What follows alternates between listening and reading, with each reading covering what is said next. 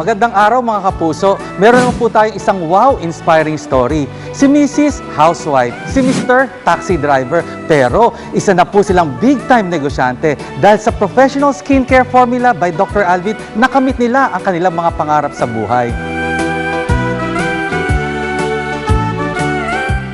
At ngayon po, kasama po natin si Mr. and Mrs. Martin Castelo.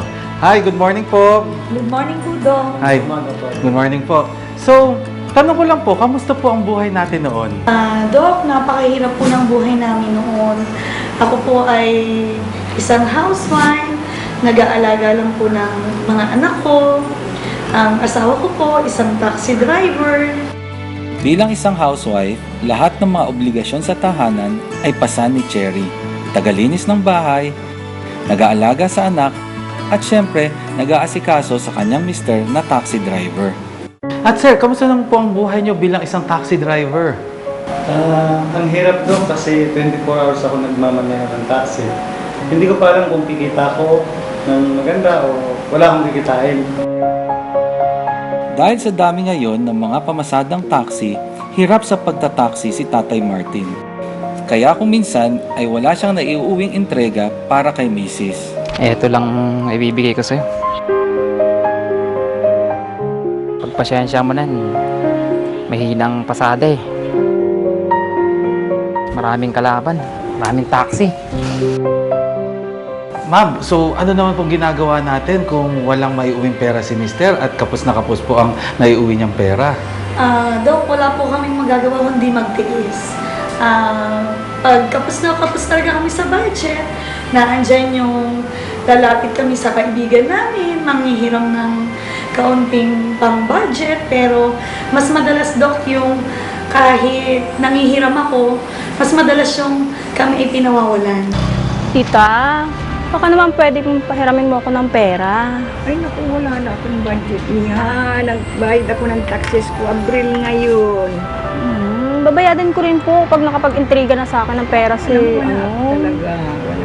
Kanino po kayo lumapit at humingi ng tulong nung walang-wala po kayo? Marami ako, Dok, na nilapitan eh. Mga kamag-anak, kaibigan. Pero walang gustong tumulong. Kasi siguro ang isip nila hindi ko sila kayang bayaran. Kasi kahit isang tukaran lang po kasi taxi driver. Pag hindi nagtrabaho, walang kita. O ano, Cherry? Kuya, baka lang pwede mo ako mapahiram ng pera. Bakit? Kailangan ko kasing pambayad ng bahay, Ay, nako. ng tubig.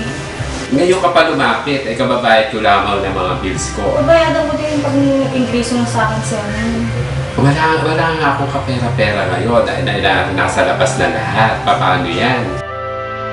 Ma'am, bilang pong isang ina, ano po bang pakiramdam na hindi niyo po matustusan ang pangangailangan ng inyong mga anak? Napakahirap, Dok, ng pakiramdam kasi lahat ng magulang ang gusto ay maibigay lahat ng pangangailangan ng kanilang mga anak. Pero sa hirap po ng buhay, sa halagang 500, 500 pesos at nakikita ng aking asawa, ang hirap pong budgetin kasi sa pang-araw-araw namin gastusin kulang pa.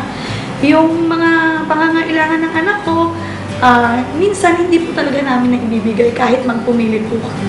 Mama, gusto namin ng ice cream. Mga anak, pasensya na kayo. Wala talagang pera si mama, ha? Eh, anyo, pagdating ni Papa, tanongin natin baka may pera si Papa, ha? Paano mo natin ginawa ng paraan po yung mga panahon na hirap po tayo, ma'am, sa buhay? Tiis lang, Dok. Yun lang yung kaya namin gawin eh. Ang hirap kasi nakikita ko yung mga anak ko. May mga gustong bilhin, hindi ko maibigay. May mga oras na nakikita ko na yung ibang bata meron, pero yung anak ko wala.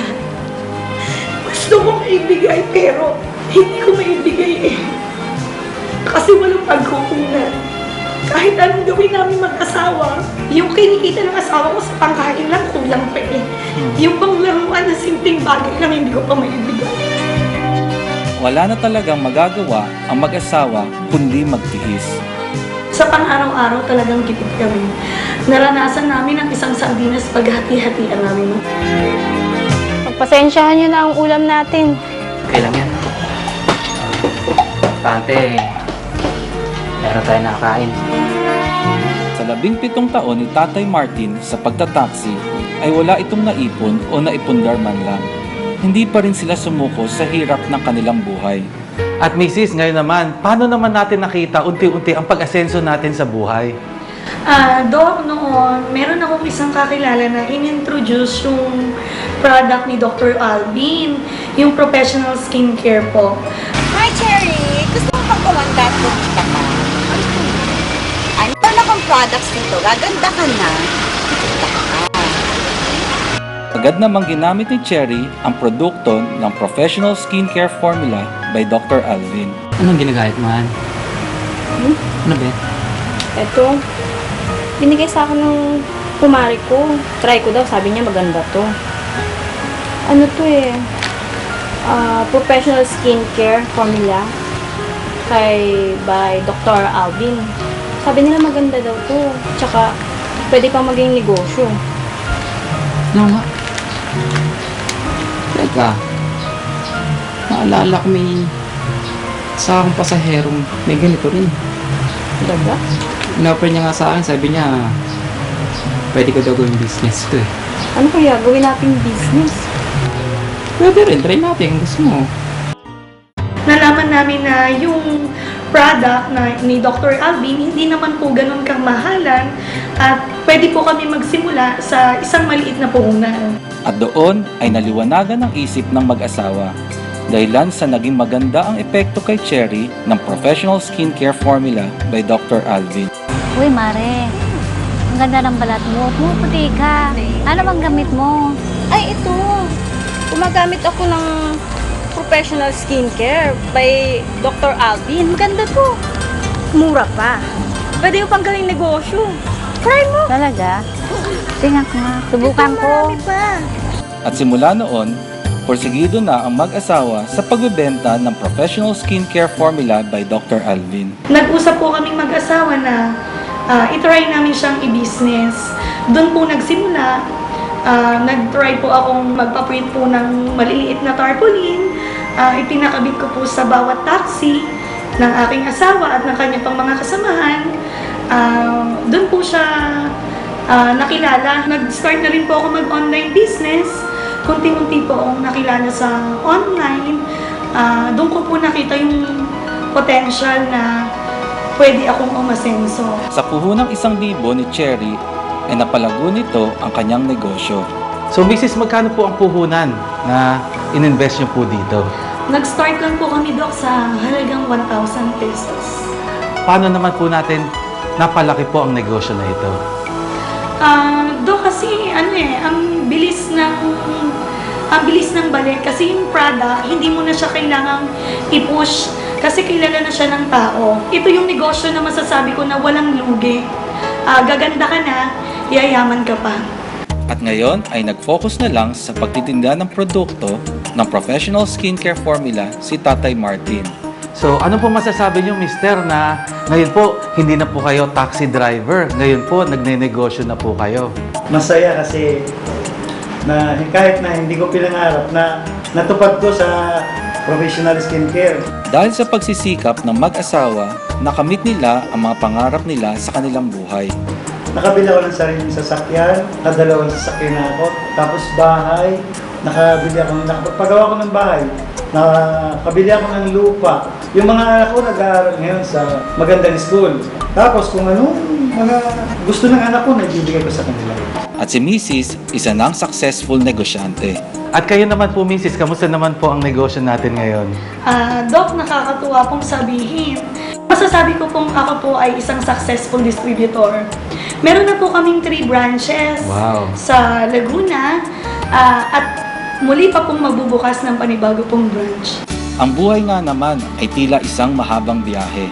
Malayo man, basta samahan ng tiyaga, pagsisikap at pangarap ay tiyak na may paroroonan. Kayo naman po, Mister, ano pong gusto niyo pong sabihin sa ating mga televiewers na gusto po at nangangarap na maging isang successful businessman na katulad po ninyo? Sa mga kalalakihan, lalo-lalo na yung mga taxi driver na mga kasama ko sa pagmamaneho noon, ito na, kung maliit na puhunan, pwede kayo magnegosyo. Subukan nyo, huwag kayong matakot. Ako nga noon sinubukan ko. Ito ngayon ako, malaking nagninegosyo. Subukan nyo magnegosyo para guminhawa ang buhay nyo. Sa professional skincare, tulong mula by Dr. Alvin, sigurado ka, aasinso ang buhay mo. Ako, maraming salamat po, Ma'am Cherry at Sir Martin, sa kwento ng mga buhay po ninyo at maging inspirasyon po kayo sa ating mga televiewers. Maraming salamat po. Kaya mga kapuso, kung gusto niyo po maging katulad ni Mr. and Mrs. Martin Castelo, dati pong taxi driver pero ngayon po may sarili na po siyang sasakyan, may sariling lupa, may sariling bahay at big time negosyante po. Iniimbitahan ko po kayo sa Professional Skincare Formula by Dr. Alvin. Hindi niyo po kailangan ng malaking puhunan. Sa affordable at dekalidad na produkto, iniimbitahan ko kayo magnegosyo. Kaya sa Professional Skincare Formula by Dr. Alvin, gaganda ang buhay nyo.